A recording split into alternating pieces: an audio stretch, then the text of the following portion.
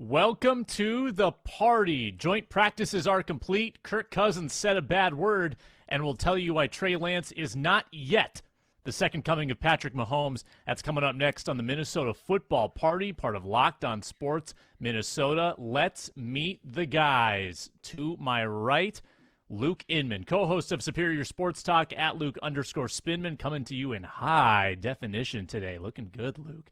If you're watching on YouTube, you know. Luke Braun next to him at Luke Braun NFL, Locked On Vikings host, and Arif Hasan covering the Vikings for theathletic.com at Arif Hasan NFL. Arif still at TCO Performance Center. I assume that you're still there because the presidential-like security has not let you walk past the 49ers bus. Is that accurate? I will neither confirm nor deny the security situation developing at TCO Performance Center, but I will say it is characteristic of me to grind into the late hours and do work. So take that how you will. Who's to say why I'm still here? I do have food, and I am prepared to endure for the duration. So you have food, you have shelter. However, you don't have an iPhone. So do you have like functional cell signal? Because I know that is also a problem at TCO. Yeah, actually, I'm streaming from my phone right now because the Wi-Fi is actually significantly worse than the data streaming. I think the 5G ultra wide that I'm getting from a brand that has yet to sponsor us, so I won't name them, is doing a pretty good job. Thank you. Of giving me the signal I need to at least stream into here. I don't know. To my eye, my resolution is better than Luke Braun's, although of course it's not nearly as good as Luke Inman's. Luke Inman, just looking spectacular today. Luke Inman, what was your biggest? So good, and his made bed too. I mean, I don't know if that's like a daily tradition or if it's just on days where we have the football party, but it's really tremendous. Luke Inman, what was your biggest takeaway from afar of joint practices? And then maybe Arif and I can fill in the cracks, and we'll hear from Luke Braun with his takes as well. Luke Inman, kick us off.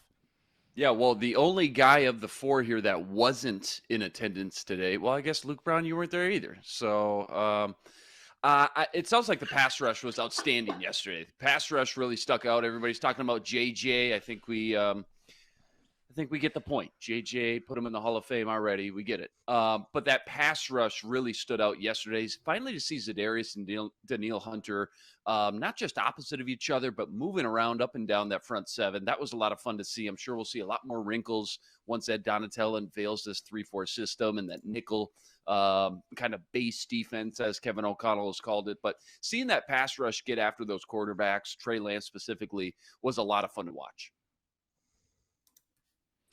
Trey Lance. This is where I was at with Trey Lance at about 11 a.m. on Wednesday. Crown him. He looks unbelievable. He's fluid. He's fast. He's mobile. He's got a cannon rocket arm. And then as the day went on Wednesday, that feeling kind of dissipated a little bit. And then today, it really cooled off. I'm not sure I saw him make one wow throw, maybe a good 2-minute throw to Debo. Debo seems to be a safety net. Other than that, I didn't really see a whole lot from Lance today specifically. Now, I will say this, and Arif, agree or disagree, his skill set will shine more in the regular season where extending plays is kind of a skill and beneficial, whereas in training camp, if you extend a play as a quarterback, everyone just kind of gives up. It's not like the yardage really counts, and it's not like, you're trying to kind of hit your reads in training camp settings. So your thoughts on Lance, Arif, after a couple days of watching him? Yeah, I think that the extending the play characteristic of his that he has will, present itself, I think, in the regular season as a bigger asset than it does in a training camp environment. I will say, generally speaking, the way that he plays, at least as a thrower, there's just like a lot left there. I don't know that he's consistently making the right reads quickly enough. It certainly seems like, once he gets off of his first read, it's just as likely he'll get to a second read as it is that he'll scramble. So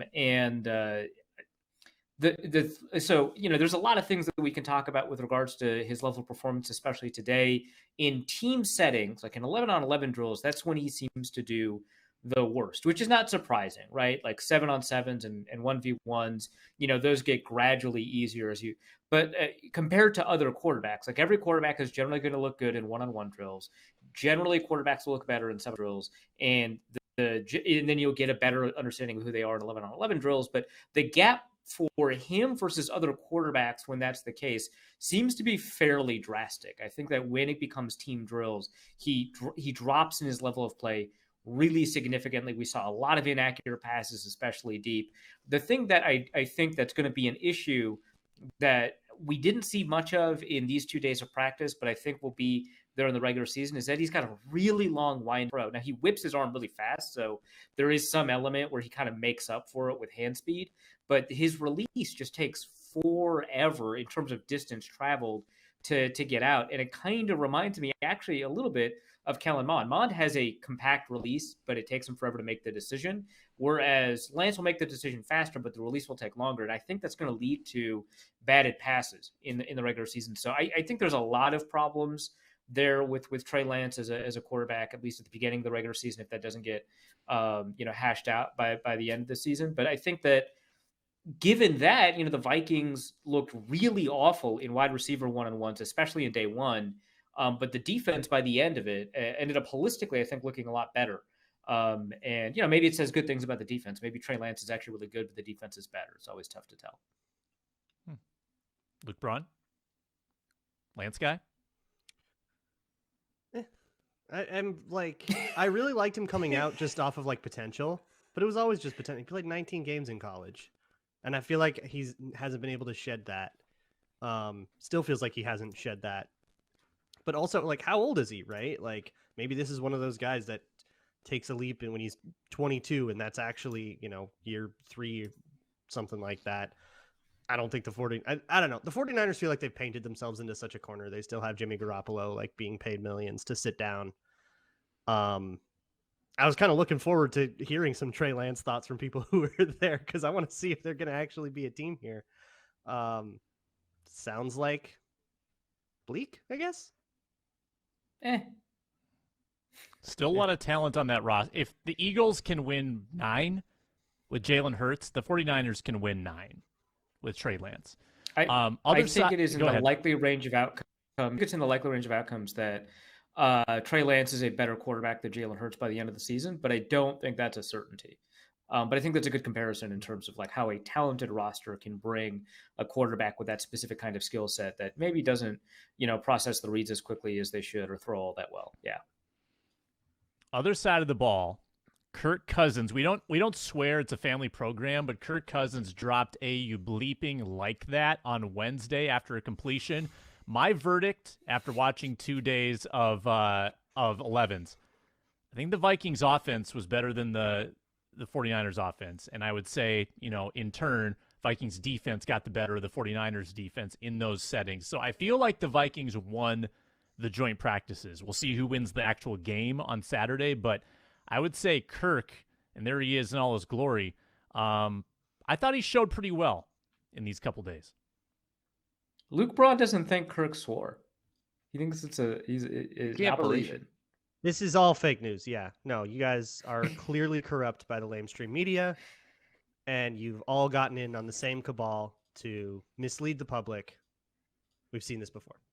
Kirk's got to put the catchphrase away, though, in any setting except major victories. It's got to be a playoff win, right? Am I wrong about this? Kirk's got to stop with the trademark. It's I don't even think in a saturated. playoff win. I don't think even in a playoff win. I think he's just got to show it. Because every time now, it just feels forced. Whether or not it ends up becoming natural or you deploy it at the exact right way, it just feels forced. He just has to, be a human and come up with new things to say in moments where you're good and winning, right? Yeah, absolutely. In a practice environment, it's expired. I guess. Yeah, it goes back all the way to the days of Washington. Now it's expired. You got to switch it up. You got to spice it up. You got to get something new going on. It's been watered down so much at this point. I agree. I will share a story. Kirk Cousins, like at a chalkboard, late and deep into the night, drenched in sweat, trying to come up with his next catchphrase, like that one scene from Community, like trying to come up with something that's both aggressive and also like wholesome enough for him to not ruin his family friendly brand, just like stressing. I will confirm that this is not the first Effenheimer out of Kirk's lips. I have heard one before. It was last year, goal line drill, but not trying to score, trying to escape from the goal line. Phil Rauscher was in their ear, and Phil Rauscher, last year's offensive line coach, was loud and boisterous, and I'm guessing he would get under your skin sometimes, and he was challenging the offensive line to get out of there, and they did, and Kirk goes, "We got the you-know-what out of there, Phil," and that was with no fans. That was the first time I heard Kirk ever swear, and now I feel like it's like every other month we hear something. It's yeah, he's Kirk's letting turning loose. 14. You know, it's as soon as he He's kind of learning all the new realizes- words. Yeah, I think Who taught he Where did dropped he learn that? Zimmer? Yeah, who taught him that? Yeah, I think at some point last year he also dropped an HE double hockey sticks. You know, he said the word right, so it kind of interesting. I posited to Luke that Kirk understands that interest rates are really high right now. And so for investment purposes, he swore more so that he can contribute to his swear jar, which of course is probably backed by one of the banks that sponsor him, rolls it into like a Roth IRA or something along those lines, and make sure he can take advantage of those interest rates. You know, make inflation work for you, really. Luke Inman, I know you watched this because I know that you're a golf nerd like me. Disappointed in the golf video the Vikings released with Kirk in it? I thought Kirk was much better than he actually was. That was pretty disappointing. Poor performance. Yeah, Kirk's display was disappointing, but I tell you Yeah. who just surprised the heck out of me. Harrison Smith blew me away. Harrison Smith swings that club just as you would expect Harrison Smith to swing the club, as fast and as hard as he can, no touch, but he's good. He's good. His balls went straight off the tee. He had good approach shots, good from 150 and in, always hitting the green. He surprised me a lot. I did not know Harrison Smith. I know he just took up the game, I don't know, a couple of years ago. Quite the learning curve there with golf if you've ever tried it. Takes years to start to become even average at that sport. But Harrison Smith picked it up clearly pretty quickly. He surprised me quite a bit. That was probably the funnest part to watch of that video. Not Kirk. Thielen, pretty high expectations for him. I know he's a big golfer in the offseason. No idea what to expect from Patrick Peterson either. But of the four, I would assume going in that Harrison Smith would have been the worst. Harrison Smith, one of the best golfers of the bunch that day anyways. Yeah, outstanding. Arif, I keep going back to you because you were boots on the ground. Other big takes that you saw. Sure. I think one of the biggest takeaways for me, and I think Luke Inman mentioned this, specifically za'darius Smith, but all elements of the pass rush looked really good for the Vikings. But za'darius Smith, I mentioned that I was worried about his level of play heading into joint practices. I thought that, the difference between him and Daniel Hunter was like really obvious, that Smith wasn't producing at a really high level, befitting his reputation, maybe befitting his contract, but not befitting his reputation. And I thought, maybe he doesn't have it. Maybe the Vikings, signed a dud. I don't know.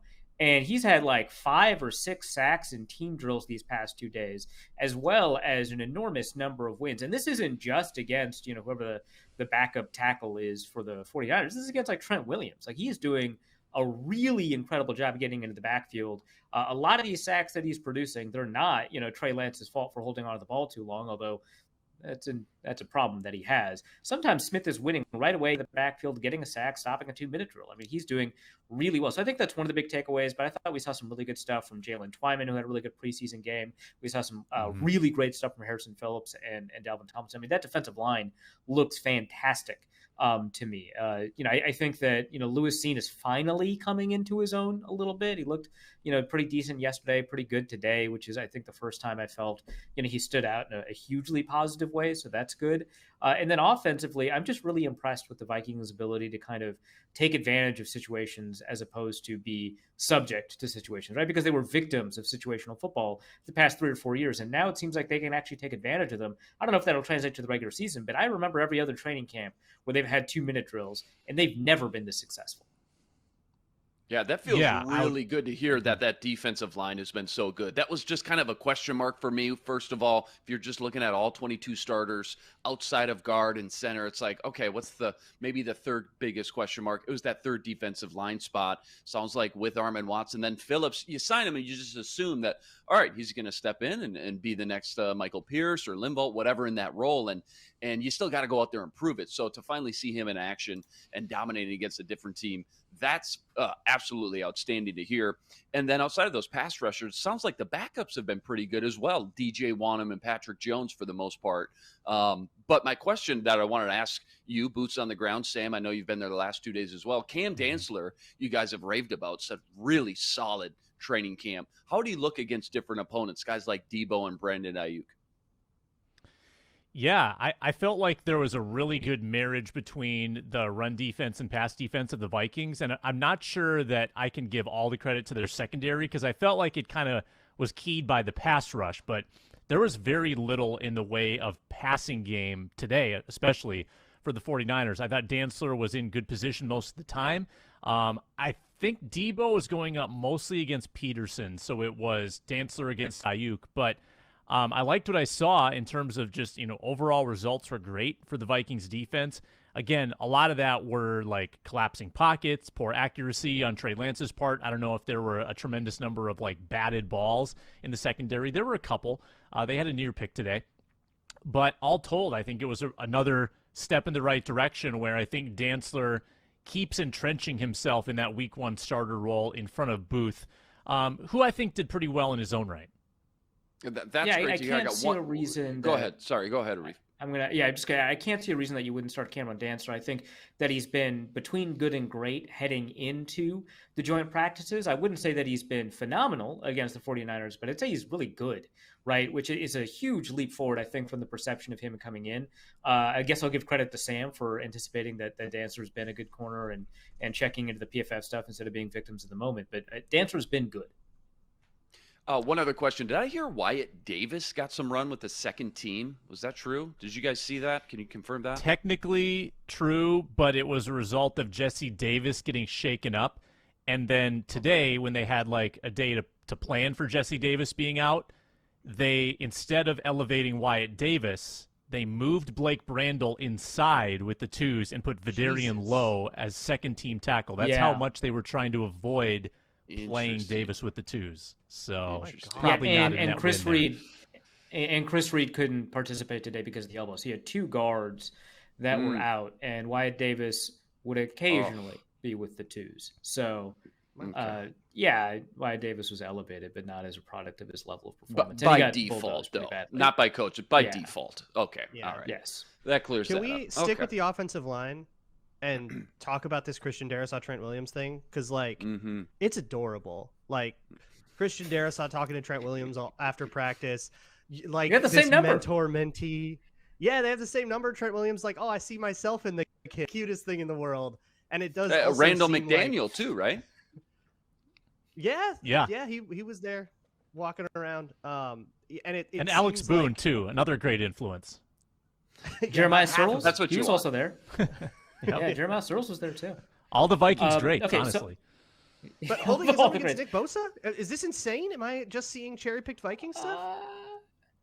You might be seeing some cherry-picked. I heard Bosa had a day today. I heard Bosa had a couple days today, but yesterday was like crazy. There's 2 ways about this, right? So Bosa had a really phenomenal day today. Some of it came against Darrisaw. Some of it came against Braun and Neal. In fact, I think it actually happened a little bit more against Braun and Neal. Some of it came against Ben Ellefson and Zach Davidson. So who cares? That doesn't mean anything to me at all. But Nick Bosa did really well. I don't know, like if you kind of adjust your expectations for, the fact that Nick Bosa is a Defensive Player of the Year candidate and Brian O'Neill is merely kind of a Pro Bowl player, right? A Pro Bowl quality player. I don't think he's ever been to the Pro Bowl. And Christian Darrisaw is attempting to get to that level. Then they're going to get beat a couple of times, and that's what happened. But I would say that Trent Williams and Christian Darrisaw both played at a fairly similar level throughout joint practices, And that's not a great compliment to either of them, honestly, if you look at how Trent Williams played against Za'Darius Smith. So you could say that there was a comparison there, but I don't know that they actually come out positively as a result of it. Braun, did I Brandon see Neely a big Pro Bowl Chris alternate last Boyd tweet from you? Am I wrong about that? I was just watching Raiders tape, and he had just a really good day in that preseason game. There was the sequence that we all probably remember where he got targeted like 3 times in a row, and he broke up all of them. And then just watching him in like run support and squeezing gaps and stuff, he just played like a really sound game. I think he's kind of running away with that fourth cornerback spot. I didn't see much good or bad from a Caleb Evans. I don't think he got tested much. I think it just as a weird function of the plays the Raiders called. But Chris Boyd has been like genuinely pretty good and probably is rising up the depth of that room. That's very interesting. That's good to hear. But so knowing that, you think Chris Boyd is clearly ahead of Caleb Evans on the depth chart, just as we sit here today. If I had to make a CB4 decision after Peterson, Dantzler, Booth, I would probably give it to Boyd if I had to do it again tomorrow. With Sullivan in the mix too, right? In that slot. Yeah, just outside guys. Yeah, okay. I gotcha. Built Bar. Built Bar has a brand new flavor, and folks, let me tell you, it is life-changing. Cookie dough chunk puffs. They've got a light, chewy texture. I can't help but be seductive when I talk about it because it's just so good. They're covered in 100% real chocolate, all the joys of eating cookie dough without the hassle of making it. And get this, folks, it's healthy for you. With 15 grams of protein bursting through, run to Built.com right now and get your collagen protein-infused cookie dough chunk puffs. And there's a new promo code, Built.com, promo code LOCKEDON15, and get 15% off your order. Promo code LOCKEDON15 for 15% off the delicious new cookie dough chunk puffs at Built.com. Get to our 4-minute drill today. Let's run the intro.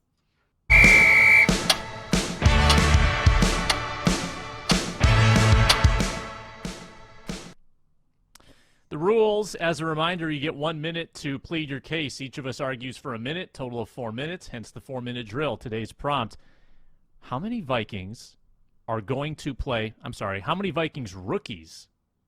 play 100 or more snaps this season? I would like to keep this to offensive or defensive snaps and not special teams because that's just so messy to calculate and difficult to quantify. So I want you to plead your case. How many rookies play 100 snaps or more? How about we start with Luke Braun and then go around the circle? Luke, kick off the 4-minute drill, would you? So 100 snaps is a pretty low bar. A couple people who crossed that last year were Luke Stalker and Chris Boyd. So this is basically anybody that gets in any rotational capacity. So give me Andrew Booth, give me Lewis Seen. I think Asamoah does. I think Ed Ingram is going to win genuinely a starting job. And I think 1 or 2 other guys are going to get in maybe just via injury or just via some kind of rotational thing. I will conservatively say 5 people, but the question was how many, not specifically who. So I'm going to go with the top 4 and then, I don't know, one of the other guys. I yield my time. Okay. Well, I'll take it. I'll just keep this clock rolling. I'll finish up mine within this minute. It'll be a 3-minute drill. I will go with Seen because I think he's going to, all you need is like 1 start or 10 snaps for 10 games in a sub-package role. Booth, because he's 1 injury away. Asamoah, I think, is going to be, involved in some way. Ed Ingram, a starter. And then Ty Chandler. I don't think you even need to have an injury for Ty Chandler to find 100 because I just think he's going to be involved enough to get to that threshold. So 5. Am I up? Yes. All right, I'll go. All right. I don't know why you're yelling, Sam. Yeah, I think the first 4 are pretty easy. You're right. Seen, Booth, Ed Ingram, Brian Asamoah. Pretty easy, in my opinion. I like that Luke said 5. And for me, it's a toss-up between Ty Chandler or a Caleb Evans.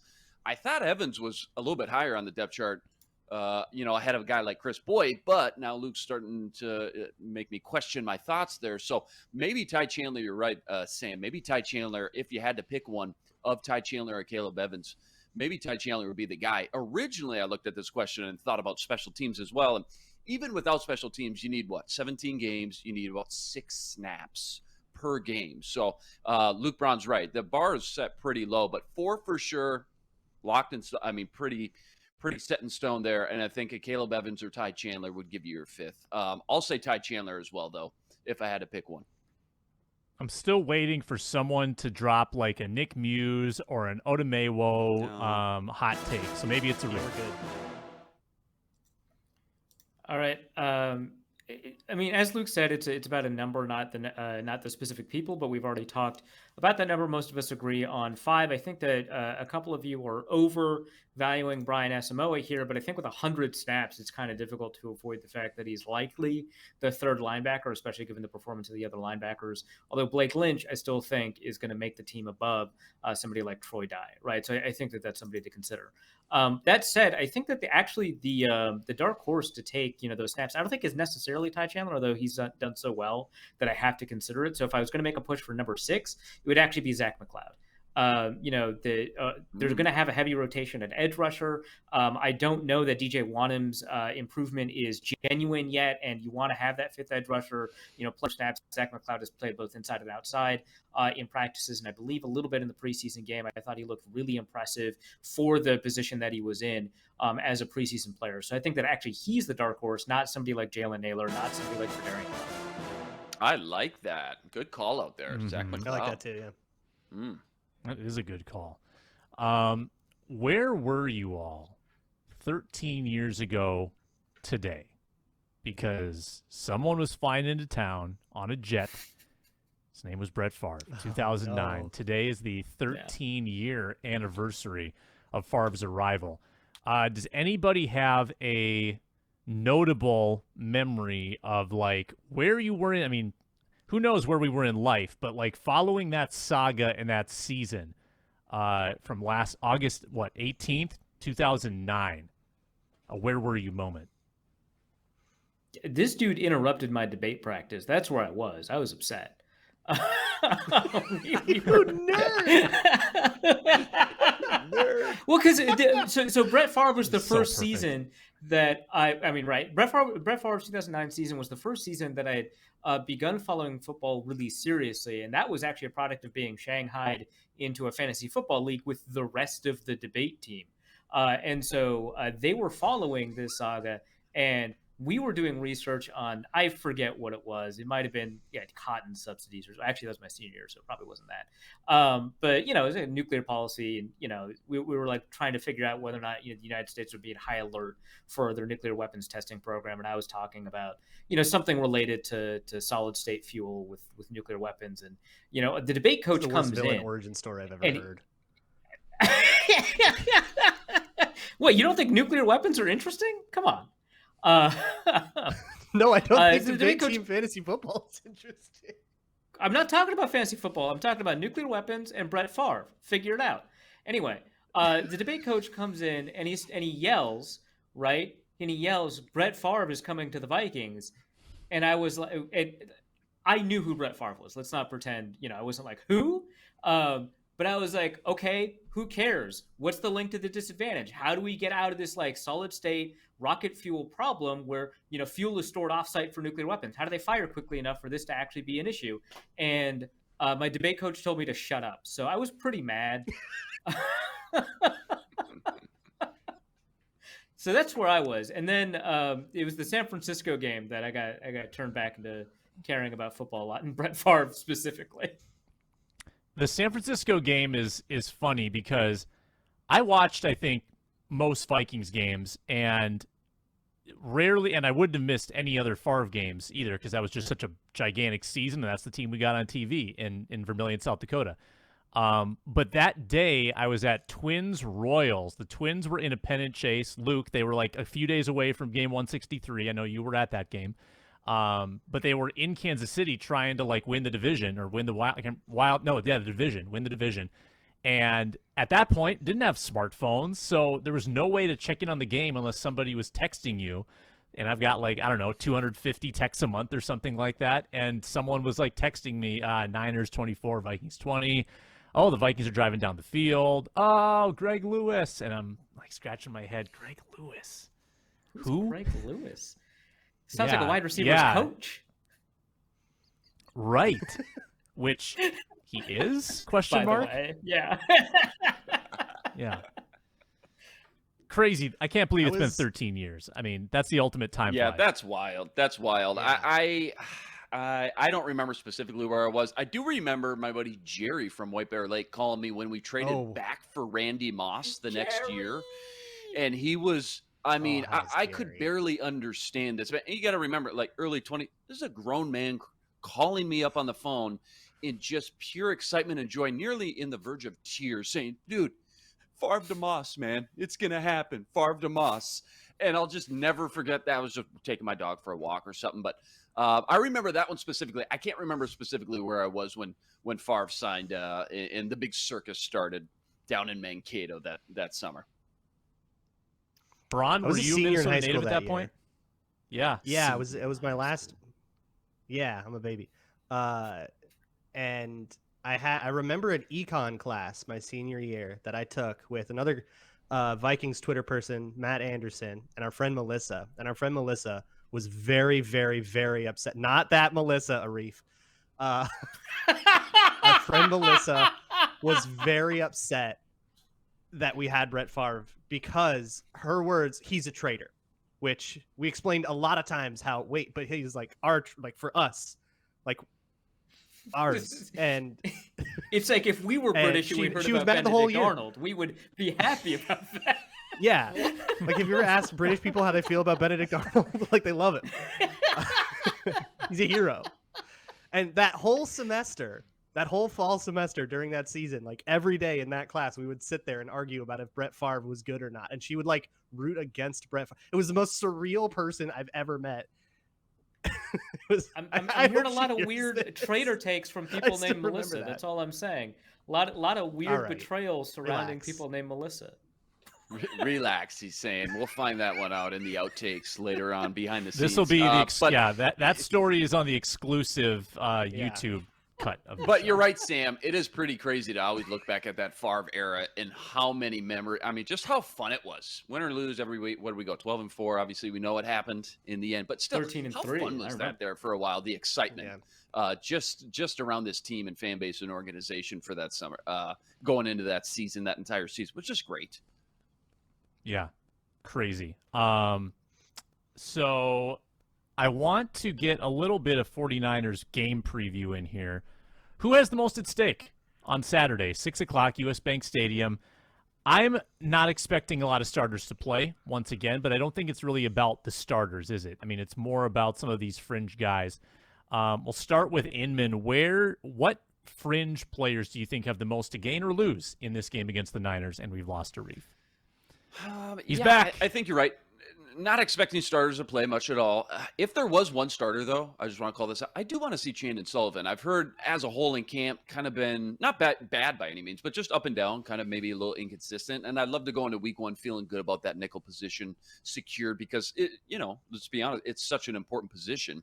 And then more second team guys, maybe Troy Dye. I think he needs to have a bounce back game. Reef mentioned that, he thinks that Blake Lynch is higher than him on the depth chart. Certainly could be the case, especially after that first preseason game. Alexander Madison, I mean, he's clearly got some serious talent breathing down his neck right now. I went into this conversation question thinking Chris Boyd, but I've kind of been talked out of that now, knowing that he's maybe more of the fourth cornerback outside anyway. So the number 5 cornerback when you include Chandon Sullivan in the nickel. They can only keep so many edge rushers too. I mean, those top 4 sets, obviously with Wanham, Patrick Jones. And I think they really like some of these UDFAs, McLeod being the one who really shined last Saturday. So maybe Janarius Robinson is still in the mix. I'd hate to see him cut after just one season, 4th round pick, still's got some potential. And then again, finally, I bring him up every week. Wyatt Davis, I thought he showed a pulse getting into the second team. Yesterday during practice. So I'd love to see him show something, just stick around a little bit while longer, even if it's just delaying the inevitable. But those would probably be the big ones that I would circle on the list. I want to see a lot of the backup front 7, especially along the defensive line and the edge group. I do want to see if DJ Wanham's improvement in camp thus far is going to be meaningful for the Vikings. I mean, he's not been a very good. I mean, he's been productive, but he's not actually been a very good player for the Vikings as a rotational guy. And I think that they've been trying to look for a replacement, which is why they drafted 2 edge rushers last year. Patrick Jones obviously has improved. His PFF grade wasn't great because of the way that he handled rush lanes. And so maybe if he cleans that up, he'll be a pretty good edge rusher. But I am just kind of excited about, Zach McLeod and Luigi Villan and stuff like that. And then on top of that, obviously I want to see if maybe they're going to encourage Blake Lynch to play that role instead of Troy Dye. I don't really know why Troy Dye has the role that he has. I mean, Blake Lynch was the starter last year after linebackers went down ahead of Troy Dye. And it seemed like, based off of what I watched in the preseason, that Lynch was actually a better player than Dye. So I'd like to see him kind of step up and be able to play next to Asamoah, and see if maybe they can, have a more cohesive front from that perspective. Otherwise, maybe the backup linebacker that the Vikings are looking for next to Asamoah is not even on the roster. I don't know yet. So those are who I'm kind of excited by. If Caleb Evans is healthy enough to play, which I think he is, I would be excited to kind of see him take on some receivers, especially downfield if they're willing to throw it downfield. I know that Chris Boyd played really spectacularly in the preseason, but I do want to push back. I don't think Chris Boyd is CB4 among the outside cornerbacks. I think that he played very well, but I think the way that the staff has been treating him throughout the camp, the way that he's played in camp, doesn't give him that affordance quite yet. I don't think that, outside of that game that he's been all that spectacular. And I'd like to see Caleb Evans kind of take that job in this preseason game and just be a more impactful player as an outside corner next to, Andrew Booth and obviously behind the 2 other outside corners. So I think that's kind of probably an ideal scenario for the Vikings. So I do want to see a lot more of Evans. And then on offense, I do kind of see, hopefully Chris Reed is healthy. They were kind of alluding to that in the presser when they talked about why they were holding him out of practice. Hopefully he'll be able to play in the game.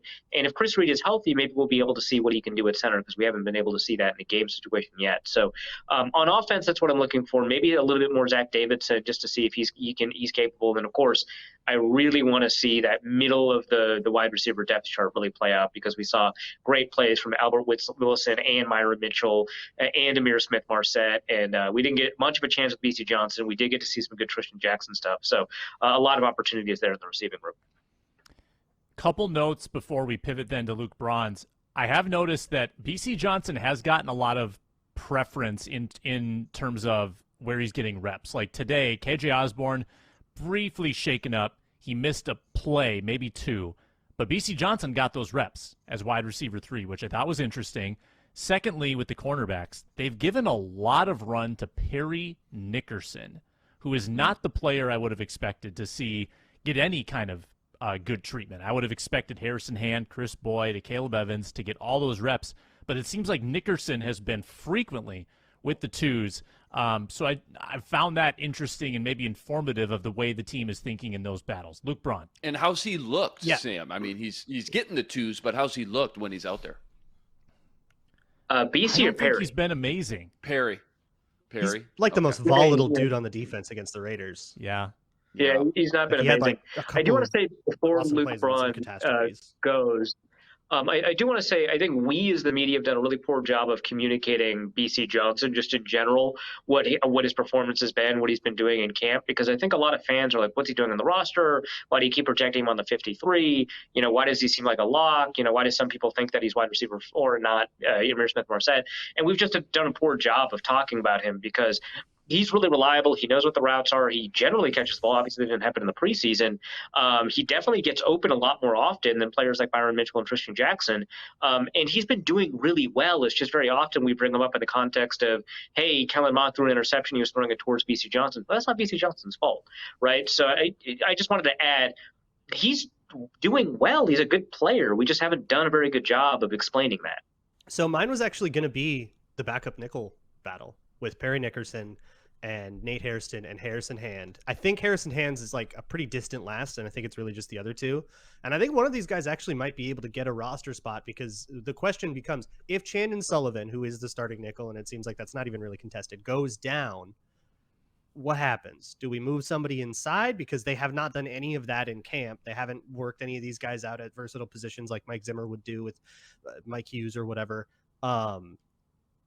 So who's it going to be? Right now, it seems like it's either Hairston or Perry Nickerson. And that's something I'm going to be really keen to watch because I don't know who I prefer of those two. I really don't prefer either. And maybe that's another one where somebody's interesting gets cut. You start maybe trying to pick it up. Backup nickel corners can kind of be found lying around.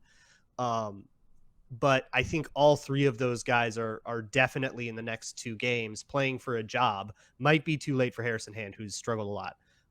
But all those guys kind of need these, like they have a lot at stake. And then the other guy I was going to say is Garrett Bradbury, who I don't know if he's competing with Chris Reed, who's not even playing right now because he's hurt. I don't think he's competing with Austin Schlottman, but I think he's competing with unknown guy to be named later with the rumors that have gone around about like a center trade or something. And I think there is something at stake for him in these performances of whether he's either the starting center of the Vikings or I think he's not a Viking. I don't think you keep him around to be a backup. So I think he's kind of competing against the great unknown, which can be a harder opponent than somebody like Chris Reed, honestly, in a camp battle. And I think that's something, especially against like Javon Kinlaw and Eric Armstead and stuff like this is going to be unit that tests him, and I would imagine that the starting O-line plays a little bit. If they played last week, I think they'll play again this week. Yeah, so just stemming off that real quick, if they're all healthy, who is the backup center right now, or who would you project going into week 1? Who's the backup center when they're all healthy? Is it Chris Reed over there, or is it Schlottman? I would guess Schlottman, but I don't know. That's a Schlottman. It's kind of up in the air. Pretty up in the air. Okay. Yeah. Okay. No, that's good to know. I was just curious. Like Reed could still win that job if he gets healthy, comes in and plays well. That backup center job. But I think it's Schlottman's right now. Yeah, definitely want to be careful being a prisoner of the moment with injury. If a guy misses a week or two that we assume that they can't be a contributor, they can. There is still a lot of camp left. Even like after the final preseason game, there's still a couple weeks before the start of the regular season. We've talked about Boyd, Dantzler, Nickerson on this show, and I want to turn this into a larger conversation about the secondary. What are the range of outcomes for this group? Because my thought is I feel the way about this secondary the way I feel as a microcosm about Cameron Dantzler. Like I think there's a lot of vitriol around Dantzler for the way he's played late in games, but as I pointed out, like the plays on a play-by-play basis, he actually wasn't that bad. I think the Vikings secondary is similar, like PFF grade, 17th, I think, in 2020, 19th in 2021. The DVOA was much better on the defense than like the overall points allowed would suggest. Like I think that the defense is not destined to be bad.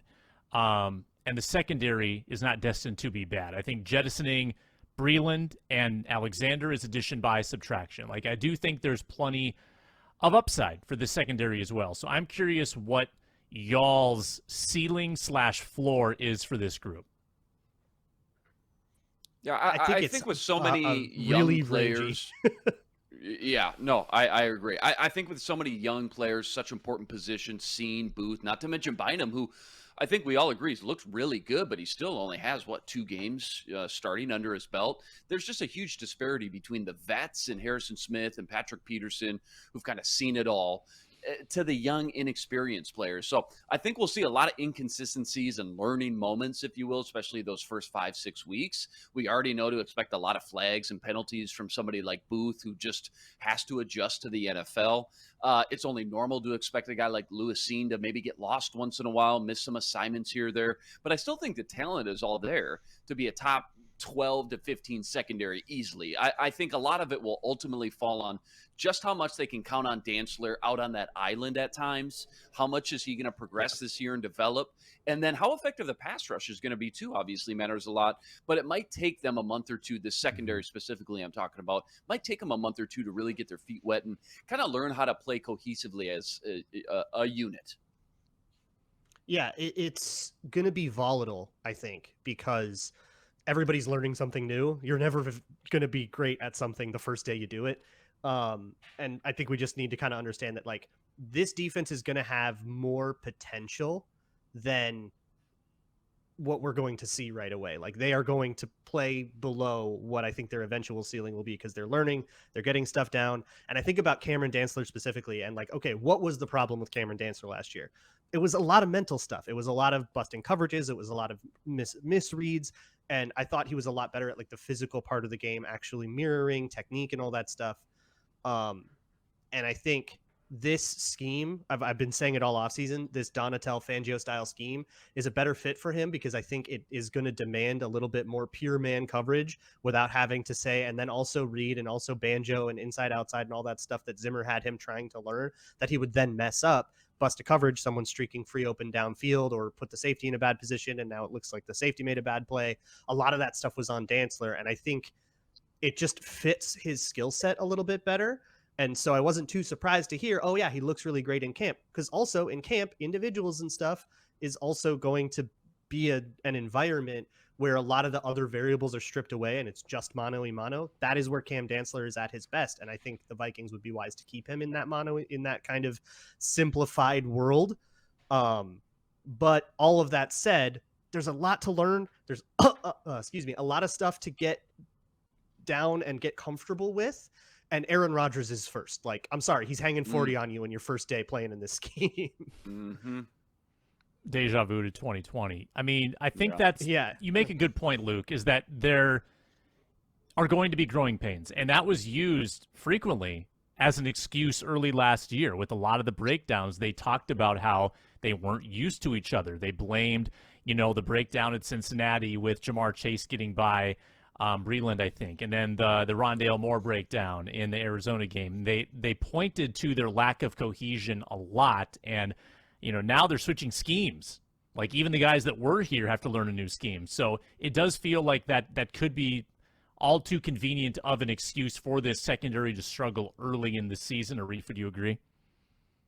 Yeah, I think so, but I do think that there's a difference between, this group and the 2020 group and the 2021 group, and especially the 2020 group, because, I remember, a lot of us asking Zimmer about, whether or not the 2020 group needed some additional help because they were all very young. You brought in a bunch of new people. First time you don't have continuity. And he kind of denied that was going to be a thing. And of course, it ended up being a big problem. And of course, in 2021, that continued itself, although you brought in a little bit more of a veteran presence. I think that when you take a look at it from the perspective of comparisons to them, I think that the secondary as a whole is just better, right? It's not necessarily more experience because you do have those two rookie corners, but there's going to be more experience starting for you, and that experience is, I think, going to make a pretty big difference. So I'd say for me, the floor for the secondary overall is probably 20th, maybe 21st, 22nd, when you compare to other secondaries across the league. And I think the ceiling, like Luke said, it's a really volatile group. The ceiling could be up to 8th, right? They could be the 8th best secondary group by the end of the season, and or top 8, right? The precision of numbers here is kind of false, but in that consideration, right? I think that there's going to be young players. It's a new scheme. They have to learn how to communicate. But I do think the scheme, although it is also a match-zone scheme, generally a little bit simpler when it comes to working with cornerbacks and their handoffs and what they need to do in terms of the rule set than the Zimmer scheme. And you've got people that they may not necessarily have been working together a lot, although the starting 4, I guess, have. You do have people that just have more experience overall. So as you rotate in someone like an Andrew Booth or a Lewis Cine, that might change a little bit. And you have to bring them on board, but you don't have 2 rookies starting right away, which was the case in 2019, if I remember correctly. So Jeff Gladney and Cameron Dantzler were at least slated for a ton of slaps. Yeah, 2020. Yeah. And you had to have Holton Hill get burned constantly in that first week, and I think that's just a huge difference between now and then, right? So I think that they're in a better spot from that perspective, and that gives them a floor of being better, right, as a secondary group. But that doesn't mean that they're going to hit. You would have to have some very serious Pro Bowl candidates outside of Harrison Smith for you to think that this could be a top 5 unit, right? And I don't think that they're there. But I certainly think that given the schematic changes and how they might be friendly to Patrick Peterson's current skill set, given how Cameron Dantzler is playing, given kind of the fact that Cameron Bynum is up there and that they're using Harrison Smith in ways that he was being used to use for a while, and he still looks very similar to what he was. You've got a lot of potential to be a very good team. So I think there's a very wide range here, but I think that the comparisons to 2020 and 2021 are appropriate, but they come out ahead when used that way, when thinking about that comparison. Durante Jones has got to be so thrilled. Real quick. Oh, yeah. I just want to clarify myself too. This is not like brain dead cornerback. Like this is not like a totally not mentally anything kind of scheme. It's just, you know, you're not asking the outside corner to like make under calls or smash calls or something, Right. or like adjust the play in the middle, or at least not as often unless you're on like the quarter side of a cover 6 or something like that. Whereas Zimmer lived there every single play. And so you constantly had to understand the entirety of what was going on in the defense. Yes. And in some moments, Dantzler can just say, okay, I got you, you got me. And I'm just going to play. I can play whatever leverage I want. I can play whatever technique I want. I'm just going to do what I think is best. And I think that's a better place for him. Like, it's better for him to investigate and study one thing, one guy, and hone in on it than have to try to holistically understand everything. I think that just fits the way that he plays better. Yeah, no, I agree. I think it's fair because I didn't want to get across that it's a simple scheme. It's still a scheme that requires a lot of cornerbacks, but when compared to what Zimmer was demanding of cornerbacks, which, like you said, they have to know the whole defense. This is why he wanted to throw people in a nickel corner, because it forced you to learn more of the defense. It gives you a little bit more freedom of play in terms of the fact that you are playing, right? It's the decision trees are going to be there in terms of what you have to do. The decision tree is pared down a little bit, and also which decision tree you're using, and that I think was one of the bigger issues when onboarding new corners in the Zimmer scheme, is that, you know, you go from one play to one motion, and now your decision tree has changed to a whole new decision tree, to a whole new, it's a bunch of if-then statements kind of like layered on top of each other. It made it very difficult for people to get on board. It's still a scheme that has a degree of complexity, and I imagine it'll grow complex again as time goes on, because I don't think that this is going to be, given how young the group is, the final version of that defense in terms of its complexity. But I do think that there's just kind of less in terms of how much you have to instantly absorb in order for you to be a successful cornerback in the scheme, for sure. A reminder that folks can subscribe to this YouTube channel, Locked On Sports Minnesota, or the podcast Locked On Sports Minnesota feed. There you get this show, the Ron Johnson Show, and Superior Sports Talk as well. A couple more topics, and then we'll be done. Mike Zimmer has a job with Deion Sanders at Jackson State. I'm not sure anybody predicted this as a landing spot, but here we are. I'm curious what his path is going forward. Is this a one-year sabbatical for Zim, where he can collect his buyout from the NFL and the Vikings and hang out with his boy, Primetime? Or is this the start of Mike Zimmer back in the college ranks where he began his coaching career? Luke Braun. I can't predict if he goes back to the pros or back to college and what he does. If he's willing to accept like defensive coordinator or even position coach jobs, I'm sure there's a lot of those available for him in the NFL. And it's probably going to be more about what Mike Zimmer wants. This does feel like a sabbatical a little bit, though. It does just feel like, look, that last couple years broke that man. And in a way that he lashed out at people, he treated people. That is a broken man. And he needs to get away from it all and go back to basics. And what better way to do that than with a good friend at Jackson State, just coaching up kids. And it reminded me of that quote that Zimmer gave in an interview some years ago, where somebody asked him, like, so what would you do if you couldn't coach? And he like meandered through the quote a little bit and then ended up saying probably coaching somewhere. And I feel like that just happened. Yeah. Brian knows Brian Murphy at his ranch. Yeah, that's right. And not just a good friend. Those two are best friends. Their relationship is just hilarious. You guys remember when Deion popped in on the press conference and Zim didn't know he was going to pop in? And Zim was just glowing, man. He was just so pumped to talk to Deion for a little bit during that presser. But I agree with Luke. I think, you know, it's impossible to predict, but I think the way those last 2 years ended put such a bad taste in his mouth. I think he wants to come back sooner than later. I think it's going to be a 1 year sabbatical, maybe 2, but he wants to come back and kind of redeem himself at some point, whether it's a defensive coordinator spot or secondary coach, whatever it may be. I think he ends up back in the NFL in the next 2-3 years. I can't see Mike Zimmer wanting to recruit very hard. So I don't think that Mike Zimmer is going to take a head coaching college job. And even those position coaches, you know, coordinators in college, they've got to be involved in recruiting as well. So I think this is like, okay, Mike, you can do whatever you want. Just help me watch the tape. Help me, you know, identify some stuff with these kids. I don't need you going on the road. I don't need you really doing a whole lot. You can hang out at your ranch in between games for all I care. I don't know what the arrangement is, but this is going to be low effort for Mike Zimmer, I think. But I can't imagine Mike wanting to get into the year-round college coaching and recruiting grind. I think this is a one-year stop to let time heal his reputation, number one, because I think that was probably a little damaged. He can collect the buyout and then jump back in next year when opportunities arise that might be favorable to him. Dallas. I don't know that he has a plan like that. Like maybe, he uses this as a springboard to becoming a professional coach again or a college coach again. I don't think that he has thought that far ahead, not because he's not the kind of person to think far ahead, but I think because he's content. Going back again to that Brian Murphy, I mean, I just can't get that out of my head, that Brian Murphy interview when he was asked what do you do if it wasn't for football, and he responded with football, right? Like, I think he just wants to coach. So yeah, that I think is kind of at the core of it. Obviously, I'm sure he was open to opportunities, and he's not a person who reaches out for opportunities as much. So I'm sure he was open to opportunities. He wasn't reached out to. He was talking to my guess is what happened is that he was talking to Dion, and he mentioned that he'd love to get back into coaching, and Dion was like, well, I'm a head coach. I can resolve this problem. So I think that this was really just a way for Mike Zimmer to do what he loves. And, he's already hit the highest echelon in terms of job titles.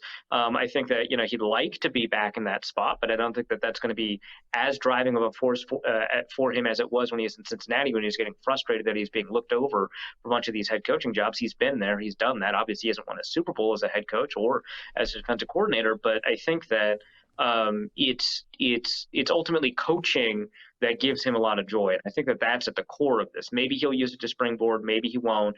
But I don't think he's got a plan to sanitize his reputation or let time heal wounds about his reputation. If that happens, great. But rather, I think he just wants to coach. Yeah, Dion was like, "Oh, you want to coach? Okay, I know a guy. All right, I think I know a guy." Hey, what was the deal? A week or two before that was announced, him teaming up with Dion down there. It was announced that him and Rick Spielman separately, but to the same place, got a job with that 33rd team, or what was that? And is he still planning on doing that then as well? It's like a kind of a scouting website or some sort of business or something like that. Do you guys know anything about that? I mean, have you seen his contributions? It was very minimal. So it was weak. very minimal what he was doing. So Ghostwriters, yeah, really weak. Yeah. He contributed like His 3 paragraphs. Yeah. Sorry. He contributed like 3 paragraphs of one thing to week 1 preseason observations, and he was accredited with writing a whole other article that I don't think that he wrote. Not because he's not capable of it, because it just doesn't match anything that I recall him talking, like just the way that he talks, right? Of the 8 years, ever. Yeah, right. To me, it sounded like a tagging error, like they tagged the wrong author than it was anything else. But he hadn't written anything else. He'd just written those 3 paragraphs. Oh. Yeah, right. Yeah. So maybe it falls by the wayside. My guess is that it does, but it just felt like it was just like, hey, we can list him on the masthead. We can pay him for being on the masthead. And he'll throw some quotes in here or there. He's going to be upset about special teams in the preseason. Fantastic. Let's go. For sure. Yeah. What do you think Zimmer's writing style is? Oh my goodness. What is this? That's the day Brett Favre was signed. That's the day Brett Favre was signed. That's right. That was the day I heard. If you're not watching, if you're on audio only, know that we are looking at an image. I hope is on the 4th of July of Luke Inman being Luke Inman. Nope, May 8th, just a random day. That's just a normal Tuesday back then. That's just very patriotic. That's just a random Tuesday. Yeah, great film archive there. Great way to pull that one up. That was great. Yeah, that's a good job by Matt. Party fouls. I think that's Luke's party foul. You don't get to go today. That's it. That's your only. I had a good one today. Okay, all right. Okay, you twisted my arm. But first, the animation.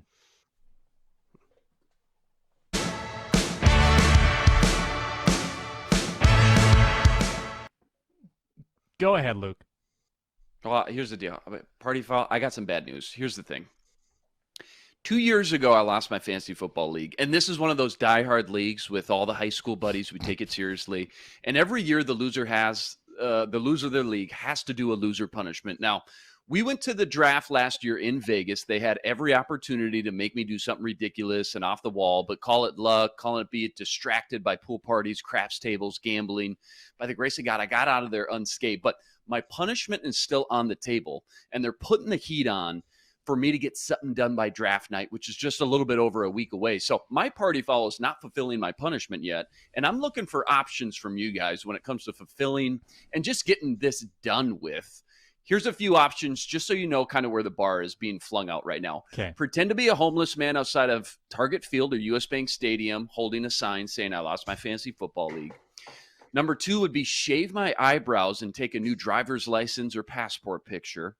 One guy 2 years ago made a music video, kind of a rap video about the league being the loser. So that's kind of the window or the bar that I'm working with. Do you guys have any ideas or suggestions how I can just get this thing over with? Because, not doing anything too embarrassing to where like my job could be in jeopardy, or if the footage got online, like the world to see, like my life would be over. But somewhere in that window of, okay, you fulfilled your punishment, but something that maybe I won't live down the rest of my life. Daisy Duke's calendar. Ooh, some guy did a nude calendar a few years ago. Yeah, he made his wife take all the pictures, and she just hated it. Yeah, so that's an option. I think, yeah, that's good. I think you find That's not the kind of support you need. High school sports is ramping up here in the next couple weeks. I think you find a high school soccer game where there's like 25 people, and you have to chant and like bang a drum for an entire game, like they do at the United games. Let's go. Get on your feet. Why aren't you guys standing up? Let's go. Sam, I was so worried that what you were about to suggest would put Luke on a registry. I was like, Sam, you specifically said a high school game. What you're about to suggest is not something that Luke should do. But no, your actual suggestion, I like it a lot.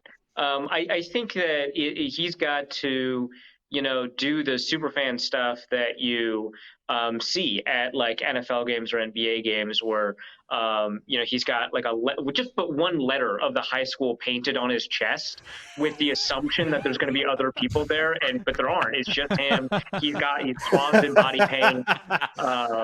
He's got like the feathers like everywhere because I don't know, maybe it's a bird mask. I don't know, but like. He is clearly meant to be part of a party that is cheering for this high school as if they were an NFL team, and none of them are there. And he is soldiering on. He is responsible for the fate of this team. Oh, I love it. A JV game at 4:00 in the afternoon with 12 people in the stands, like yelling at the ref. Maybe I go glue my arm to the court at a JV game or something like that. Yeah, I like it. It. No, those are good options. Cool. I appreciate it. Maybe if anybody's listening at home, go comment on the YouTube channel, tweet me at Luke_Spinman. Throw me some ideas. I got to assume I'm not the only one who's had to do some of these loser punishments. They become pretty popular over the last few years. We keep running the firework video. And by the way, May 8th. Please comment on the YouTube channel. That really helps, and you can be as ridiculous as you want in the comment and just be random. We would love it if you just commented. That'd be awesome. Party fouls. Just generally, Jesse Davis. It's been a while since I've seen like a status quo veteran in a competition with a rookie with no guarantee that rookie will take the job fail out this hard. It's been rough. He got pancaked by Javon Kinlaw. The clip went everywhere. Just Jesse Davis in general. Man, if it weren't for your contract, we'd be cutting you. Yeah. I don't know if I'd go that far, but it's been a bad week for Jesse Davis. My party foul is Trey Lance superfans getting upset at innocuous criticisms of Trey Lance. It's been in my brain. It's been occupying brain space. I'm giving them occupancy rent-free, unfortunately. Twitter fights are good for my brand, so it's not that big of a deal. But when I said that Trey Lance, someone wearing a Trey Lance uniform looked sharp at the beginning of practices and then mistakes piled up, nothing too drastic, but the fumbled snap stood out.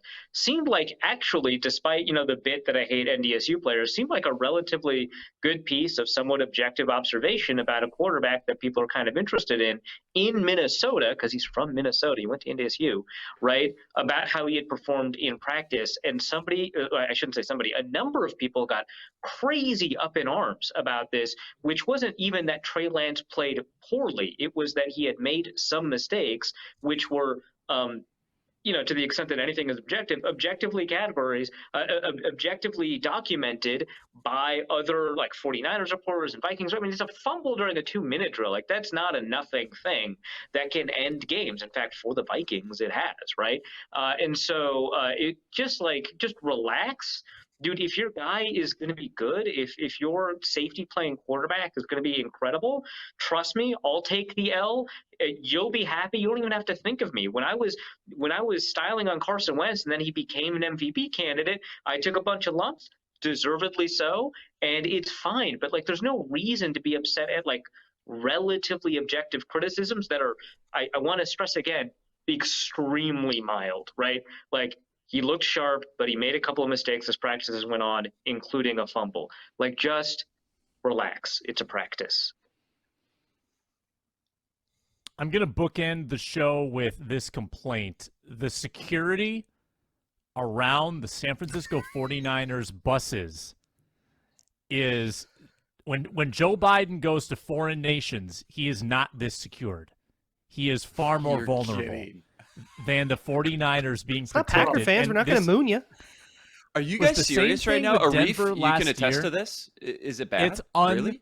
Unbelievable. They basically put us in a closed loop where if the 49ers are within 100 yards of the bus, so they have to walk across the entire outdoor field to get to their buses. And if they are on the field, within 100 yards of the bus entrance, we are not allowed to go through. We are not allowed to walk near them as they exit the practice facility. And this is funny because inside the practice facility, we could pull them aside and talk to them for 15 minutes. We could give them a high five. We could give them a bro hug if we wanted to. But no, we cannot be within a half mile of their bus, which prevents us from doing our job, going to our office, leaving in our own cars, and first world media problems. I am so glad that I am not a traditional beat writer that has to write on deadline as much as I still have deadlines and I still miss them and my editor still hates that. But I'm so glad I don't have the tight deadlines that most traditional beat writers have to adhere to, because I can't imagine, interviewing, say, Trey Lance for a story about, the Marshall High School football team being here. It was actually a really wonderful moment. They got Chad Greenway to speak. They got Ben Lieber to speak. It was a really nice speech about, how to conduct yourself at a practice, both to be a good player and a good person. It was fantastic, right? So you're writing this story, right? This human interest story. You talk to Trey Lance. You talk about what it's like to come from Minnesota. You talk about his experience being recruited by NDSU, what it means like to be in the NFL, what it means for people in Marshall. Great stories. You talk to Trey Lance, you shake his hand, and then you follow the direction that Trey Lance goes in so that you can go to the media room to file your story, right? And you're stopped by security that says, hey, you can't go here. You have to go around. This is for the 49ers. It's the guy I was standing next to, I was also standing next to 5 minutes ago, and I was also standing next to him 10 minutes ago, and I was also standing next to him 15 minutes ago, and we talked and we shook hands. If I was going to do anything, it would have already happened. Your security sucks. But okay, I'll go around. So you go around, you walk around a long way. So you have to go, instead of around the field through the normal media route, you have to go all the way around the stadium, down some steps of stairs, and then you have to go back to the front gate. You go to the front gate, somebody stops you and says, hey, they're loading the bus. You can't be there right now. We're not going to let you in through. And you say, hey, I was just talking to that person that's walking into the bus right now. Again, if I wanted to do anything, it would have already happened. Your security is bad. Also, you don't have to let me through. They gave me a code for the gate because, and I cannot stress this enough, I am supposed to be here. So if you just let me put in my own code, which allows them to track me, by the way. They know where I am because I put in my own code. So if anything happens, you'll know where I was, right? Just let me do that. I'm on deadline. I have to, this guy, the guy that you're protecting, wanted me to talk to him to write the story about how wonderful a person he is. And now I can't do it, and it's your fault. I was outside in the baking sun for like 20 minutes for no reason. Oh. And how do you Arif feel remains about that? trapped, unable to leave in TCO Performance Center. Arif, just he's running a out of pro tip. oxygen. They've got M&Ms and chips underneath the silverware drawers in the media room. You can get rations and food and stay Actually, alive. they're They've running also out of that got because they took the M&Ms and they put them out front. Yeah, Running out of ration and oxygen. Yeah, yeah. So we're running out of the M&Ms. Yeah, we're losing receipts. No. Well, this is a sad end of the show. The Minnesota football party ends on a dour note. Luke Inman, Superior Sports Talk. Arif Hasan, The Athletic. Luke Braun, Locked on Vikings. Myself, Sam Ekstrom, The Ron Johnson Show, every day on Locked on Sports Minnesota. Thanks so much for listening. Subscribe to Locked on Sports Minnesota on YouTube or wherever you get your podcasts. It's free. It's available. It's endless Vikings talk. And the Locked on Sports Minnesota app is on Roku as well. For Luke, Arif, I'm Sam. Matt DeBritz directed. Thanks for listening. We'll talk to you on Monday to review Vikings-49ers.